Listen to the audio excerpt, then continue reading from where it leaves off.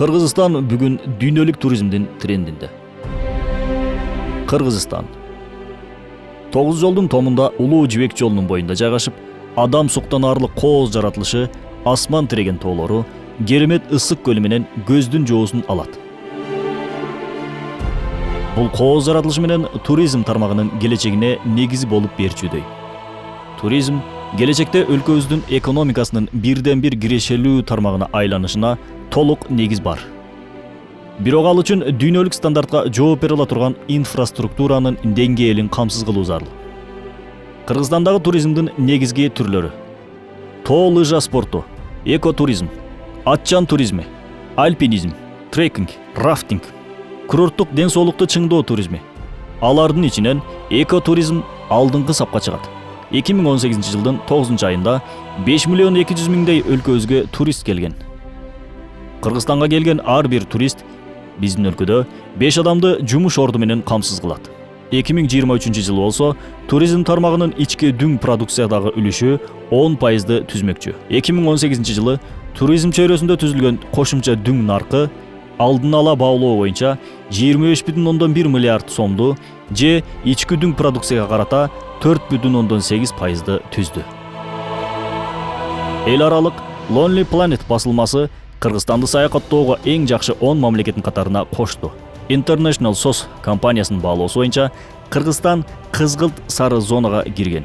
Британиянын жөө туристтер коому түзгөн рейтинг боюнча Кыргызстан 2018 жылда активдүү эс ала турчу алдыңкы 5 мамлекеттин катарына кирди.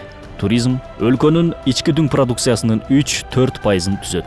Кыргызстан визасыз режимде 65 өлкөгө эшигин ачкан. Ысык көл дүйнөдөгү экинчи орундагы тоолуу көл.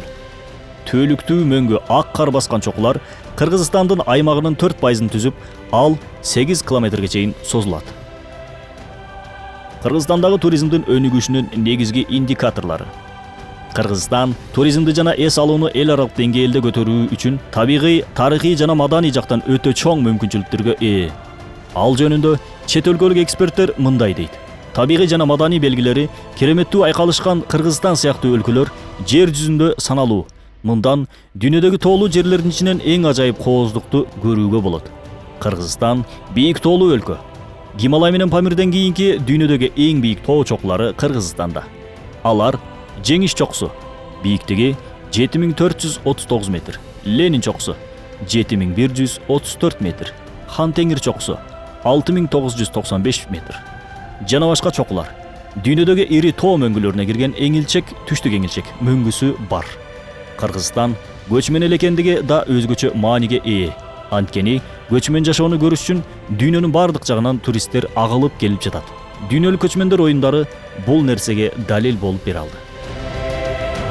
Кыргызстандын аймагы эзелтен эле өнүккөн Борбордук Азиялык чөлкөмгө кирип, эл аралык соода катнашынын жолундагы негизги өткөл база болуп калган.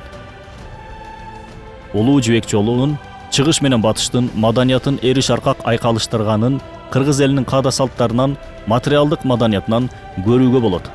Байыркы тарыхый жана маданий борбор жана Улуу Жибек жолундагы кербендер токтоп өтүүчү жер болгон Ош шаары буга мисал. Wi-Fi чайпай көрсөтүүбүз.